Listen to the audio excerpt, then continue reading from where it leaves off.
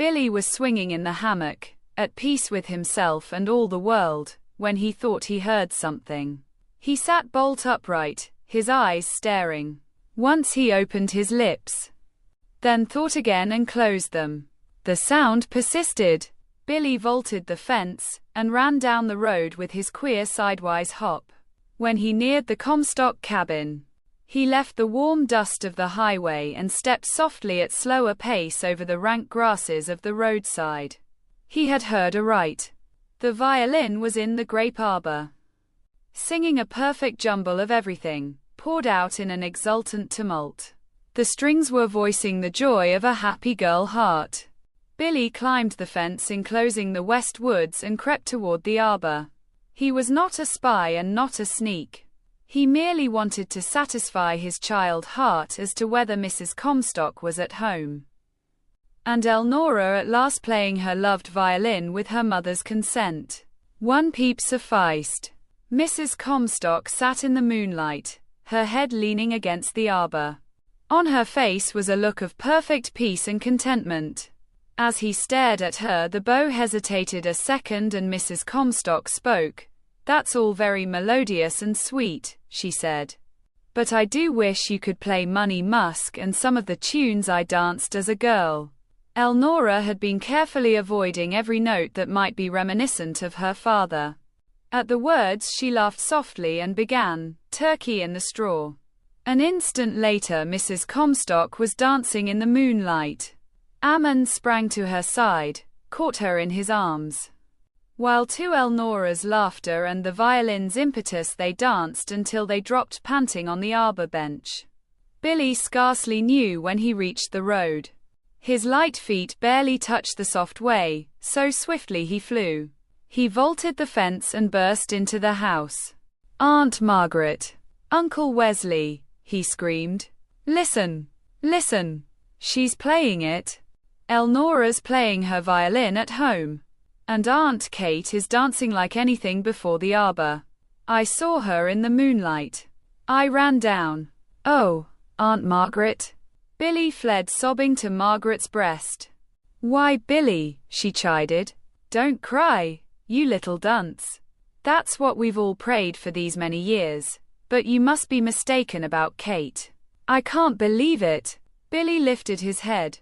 "Well, you just have to," he said. "When I say I saw anything, Uncle Wesley knows I did.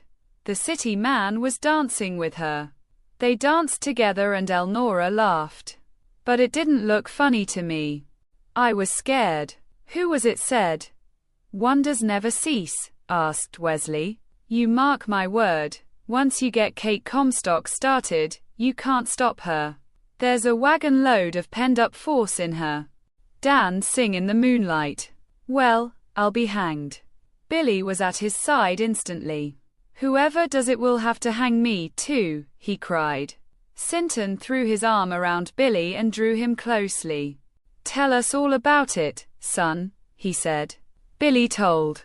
"And when Elnora just stopped to breath, 'Can't you play some of the old things I knew when I was a girl?' said her ma. Then Elnora began to do a thing that made you want to whirl round, and quicker, and scat, there was her ma a-whirling. The city man, he ups and grabs her and whirls too. And back in the woods I was going just like they did." Elnora begins to laugh. "And I ran to tell you, 'cause I knew you'd like to know. Now, all the world is right. Ain't it?" ended Billy in supreme satisfaction. "You just bet it is," said Wesley. Billy looked steadily at Margaret. "Is it, Aunt Margaret?" Margaret Sinton smiled at him bravely. An hour later, when Billy was ready to climb the stairs to his room, he went to Margaret to say good night. He leaned against her an instant, then brought his lips to her ear. "Wish I could get your little girls back for you," he whispered and dashed toward the stairs. Down at the Comstock cabin the violin played on until Elnora was so tired she scarcely could lift the bow. Then Philip went home. The women walked to the gate with him, and stood watching him from sight. "That's what I call one decent young man," said Mrs. Comstock. "To see him fit in with us?" You'd think he'd been brought up in a cabin, but it's likely he's always had the very cream o' the pot. Yes, I think so, laughed Elnora, but it hasn't hurt him. I've never seen anything I could criticize. He's teaching me so much. Unconsciously. You know he graduated from Harvard, and has several degrees in law. He's coming in the morning. And we are going to put in a big day on Katokale. Which is? Those grey moths with wings that fold back like big flies, and they appear as if they had been carved from old wood. Then, when they fly, the lower wings flash out and they are red and black, or gold and black, or pink and black, or dozens of bright, beautiful colors combined with black. No one ever has classified all of them and written their complete history, unless the bird woman is doing it now. She wants everything she can get about them. I remember, said Mrs. Comstock. They are mighty pretty things. I've started up sloughs of them from the vines covering the logs, all my life. I must be cautious and catch them after this, but they seem powerful spry. I might get hold of something rare. She thought intently and added, and wouldn't know it if I did. It would just be my luck. I've had the rarest thing on earth in reach this many a day and only had the wit to cinch it just as it was going. I'll bet I don't let anything else escape me. Next morning Philip came early, and he and Elnora went at once to the fields and woods. Mrs. Comstock had come to believe so implicitly in him that she now stayed at home to complete the work before she joined them. And when she did, she often sat sewing, leaving them wandering hours at a time. It was noon before she finished, and then she packed a basket of lunch. She found Elnora and Philip near the violet patch, which was still in its prime. They all lunched together in the shade of a wild crab thicket, with flowers spread at their feet, and the gold orioles streaking the air with flashes of light and trailing ecstasy behind them, while the red wings, as always, asked the most impertinent questions. Then Mrs. Comstock carried the basket back to the cabin, and Philip and Elnora sat on a log, resting a few minutes. They had unexpected luck, and both were eager to continue the search. Do you remember your promise about these violets? Asked he. Tomorrow is Edith's birthday, and if I'd put them special delivery on the morning train, she'd get them in the late afternoon. They ought to keep that long. She leaves for the north next day.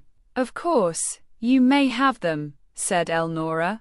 We will quit long enough before supper to gather a large bunch. They can be packed so they will carry all right. They should be perfectly fresh, especially if we gather them this evening and let them drink all night. Then they went back to hunt Katokale. It was a long and a happy search.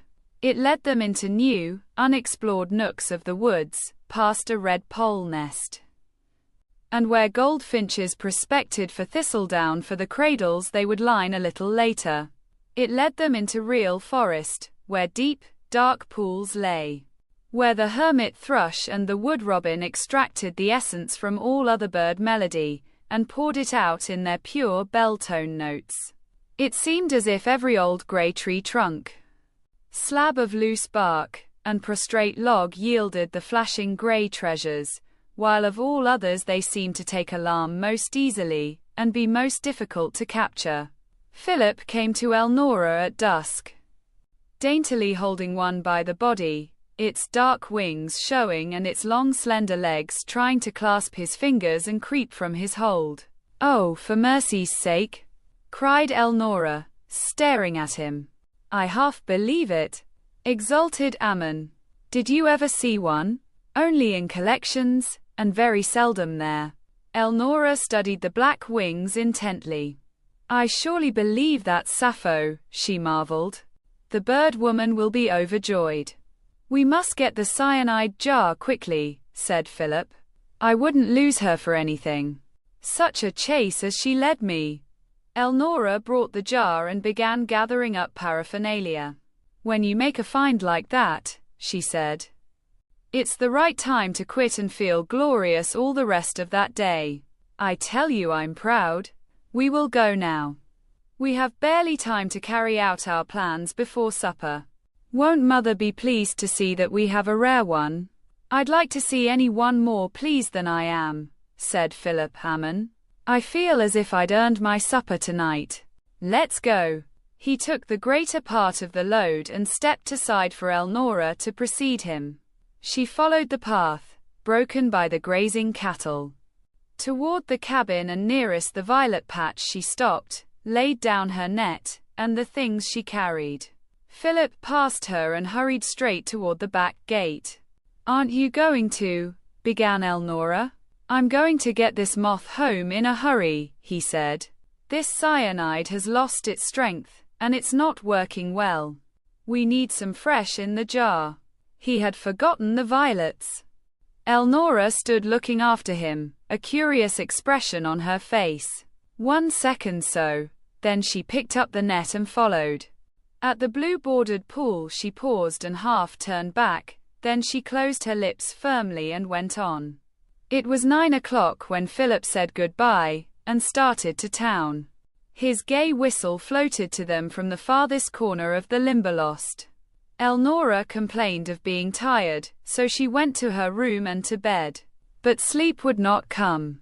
Thought was racing in her brain, and the longer she lay the wider awake she grew. At last she softly slipped from bed, lighted her lamp and began opening boxes.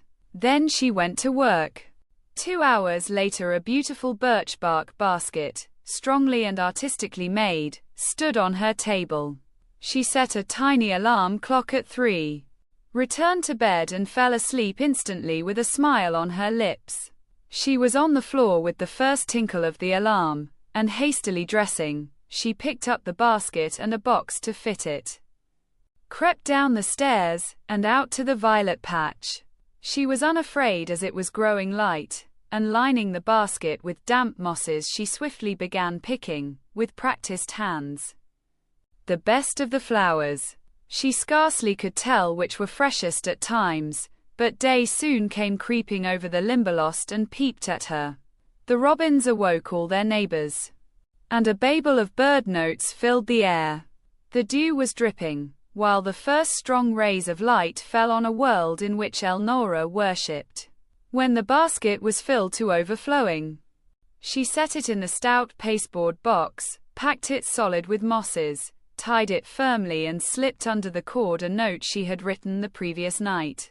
Then she took a short cut across the woods and walked swiftly to unabridged. It was after 6 o'clock, but all of the city she wished to avoid were asleep. She had no trouble in finding a small boy out, and she stood at a distance waiting while he rang Dr. Ammond's bell and delivered the package for Philip to a maid, with the note which was to be given him at once. On the way home through the woods passing some baited trees she collected the captive moths. She entered the kitchen with them so naturally that Mrs. Comstock made no comment. After breakfast Elnora went to her room, cleared away all trace of the night's work and was out in the arbor mounting moths when Philip came down the road. I am tired sitting, she said to her mother. I think I will walk a few rods and meet him. Who's a trump? He called from afar. Not you, retorted Elnora. Confess that you forgot. Completely, said Philip. But luckily it would not have been fatal. I wrote Polly last week to send Edith something appropriate today, with my card. But that touch from the woods will be very effective. Thank you more than I can say. Aunt Anna and I unpacked it to see the basket, and it was a beauty.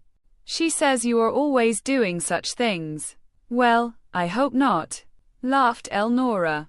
If you'd seen me sneaking out before dawn, not to awaken Mother and coming in with moths to make her think I'd been to the trees, you'd know it was a most especial occasion.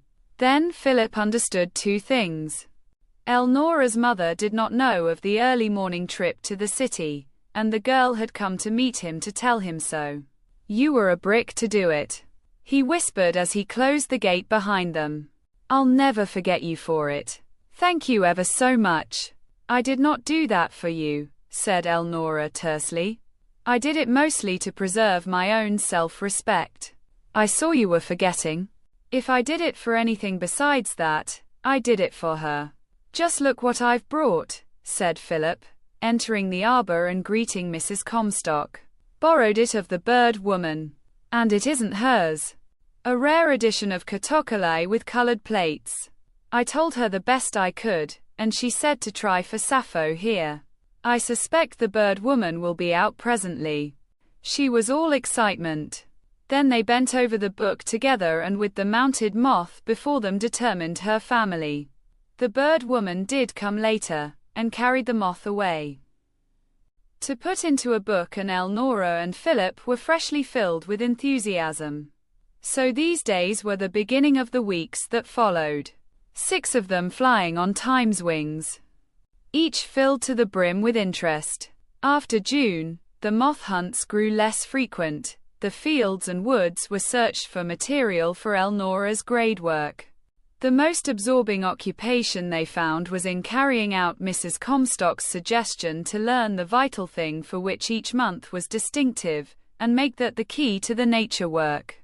They wrote out a list of the months, opposite each the things all of them could suggest which seemed to pertain to that month alone, and then tried to sift until they found something typical.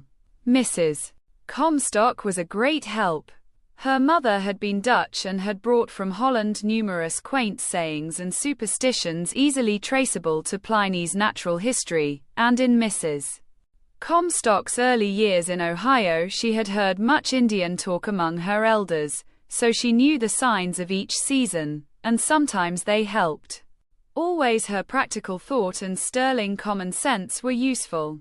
When they were afield until exhausted they came back to the cabin for food, to prepare specimens and classify them, and to talk over the day. Sometimes Philip brought books and read while Elnora and her mother worked, and every night Mrs. Comstock asked for the violin. Her perfect hunger for music was sufficient evidence of how she had suffered without it. So the days crept by golden, filled with useful work and pure pleasure. The grosbeak had led the family in the maple abroad, and a second brood, in a wild grapevine clambering over the well, was almost ready for flight. The dust lay thick on the country roads. The days grew warmer. Summer was just poising to slip into fall, and Philip remained, coming each day as if he had belonged there always. One warm August afternoon Mrs. Comstock looked up from the ruffle on which she was engaged to see a blue-coated messenger enter the gate. "Is Philip Ammon here?" asked the boy. "He is," said Mrs. Comstock. "I have a message for him. He is in the woods back of the cabin. I will ring the bell. Do you know if it is important?" "Urgent," said the boy. I rode hard. Mrs. Comstock stepped to the back door and clanged the dinner bell sharply, paused a second, and rang again. In a short time Philip and Elnora ran down the path. "Are you ill, mother?" cried Elnora. Mrs. Comstock indicated the boy. "There is an important message for Philip," she said. He muttered an excuse and tore open the telegram. His color faded slightly. "I have to take the first train," he said. "My father is ill and I am needed." He handed the sheet to Elnora. "I have about 2 hours, as I remember the train's north. But my things are all over Uncle Doc's house, so I must go at once." "Certainly," said Elnora, giving back the message. "Is there anything I can do to help?" "Mother, bring Philip a glass of buttermilk to start on. I will gather what you have here." "Never mind, there is nothing of importance. I don't want to be hampered. I'll send for it if I miss anything I need." Philip drank the milk, said goodbye to Mrs. Comstock, thanked her for all her kindness, and turned to Elnora. "Will you walk to the edge of the Limberlost with me?" he asked. Elnora assented. Mrs. Comstock followed to the gate, urged him to come again soon, and repeated her goodbye. Then she went back to the arbor to await Elnora's return. As she watched down the road she smiled softly.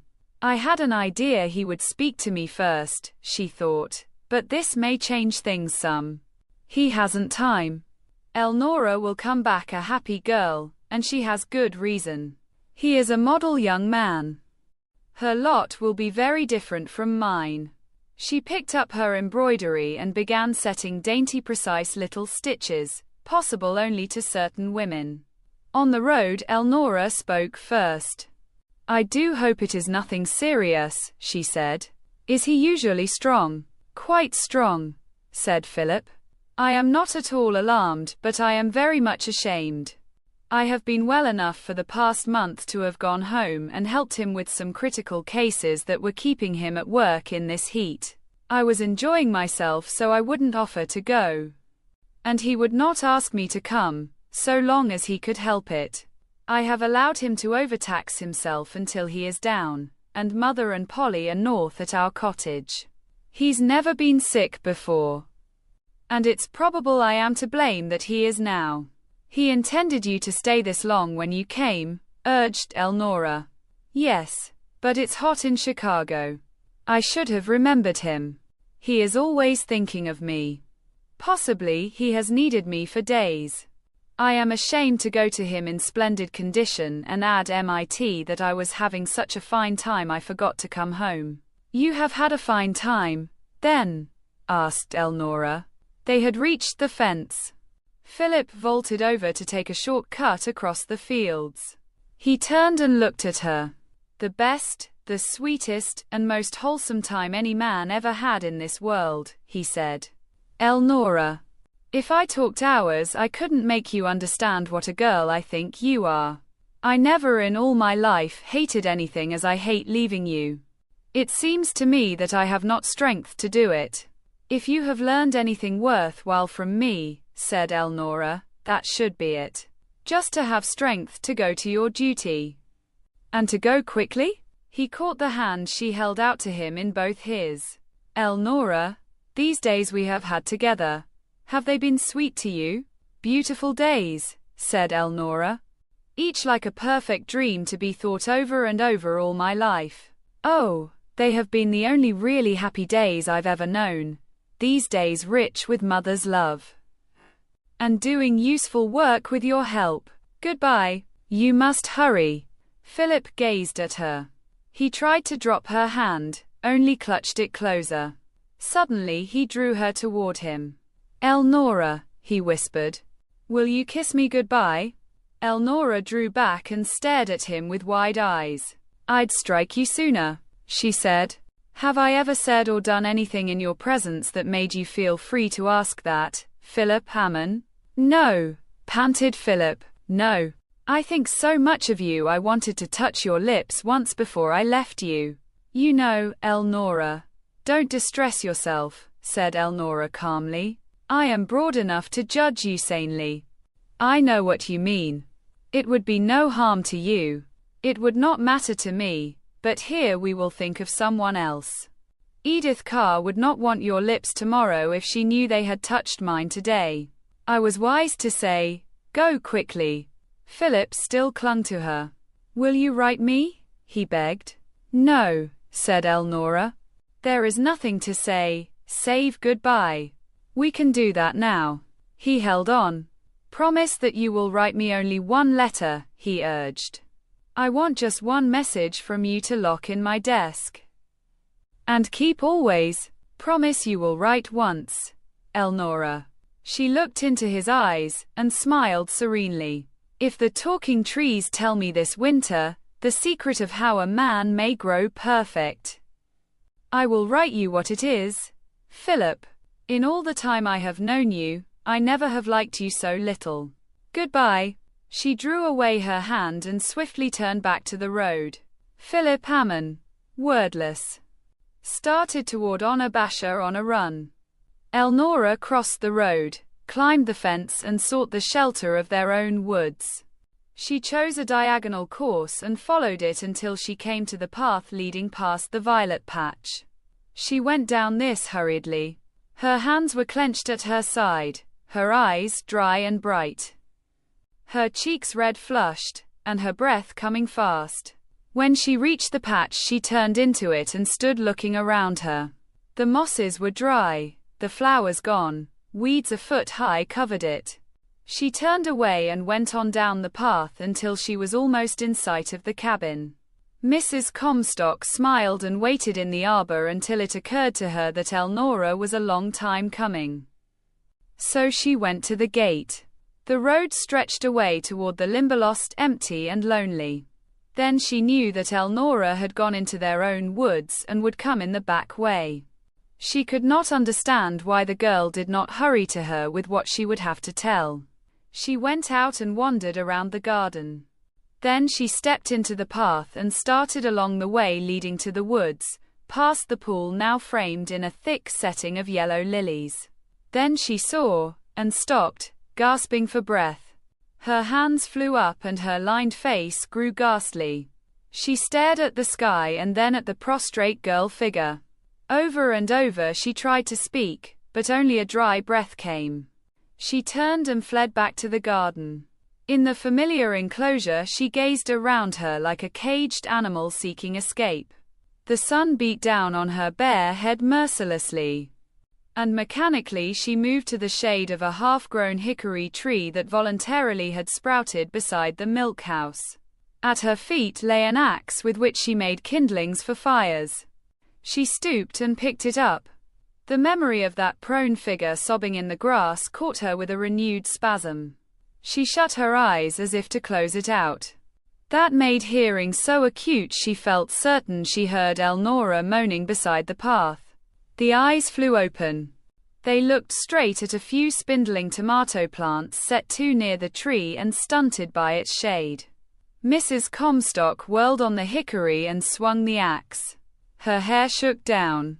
Her clothing became disarranged. In the heat the perspiration streamed, but stroke fell on stroke until the tree crashed over, grazing a corner of the milk house and smashing the garden fence on the east. At the sound, Elnora sprang to her feet and came running down the garden walk. "Mother," she cried. "Mother! What in the world are you doing?" Mrs. Comstock wiped her ghastly face on her apron. "I've laid out to cut that tree for years," she said. "It shades the beets in the morning, and the tomatoes in the afternoon." Elnora uttered one wild little cry and fled into her mother's arms. "Oh, Mother," she sobbed, "will you ever forgive me?" Mrs. Comstock's arms swept together in a tight grip around Elnora. "There isn't a thing on God's footstool from a two-izzard I won't forgive you, my precious girl," she said. "Tell Mother what it is." Elnora lifted her wet face. "He told me," she panted, "just as soon as he decently could. That second day he told me. Almost all his life he's been engaged to a girl at home. He never cared anything about me. He was only interested in the moths and growing strong." Mrs. Comstock's arms tightened. With a shaking hand she stroked the bright hair. "Tell me, honey," she said. "Is he to blame for a single one of these tears?" "Not one," sobbed Elnora. "Oh, Mother, I won't forgive you if you don't believe that." "Not one. He never said, or looked, or did anything all the world might not have known. He likes me very much as a friend. He hated to go dreadfully." Elnora, the mother's head bent until the white hair mingled with the brown. "Elnora, why didn't you tell me at first?" Elnora caught her breath in a sharp snatch. "I know I should," she sobbed. "I will bear any punishment for not, but I didn't feel as if I possibly could. I was afraid." "Afraid of what?" The shaking hand was on the hair again. "Afraid you wouldn't let him come," panted Elnora. "And oh, Mother, I wanted him so."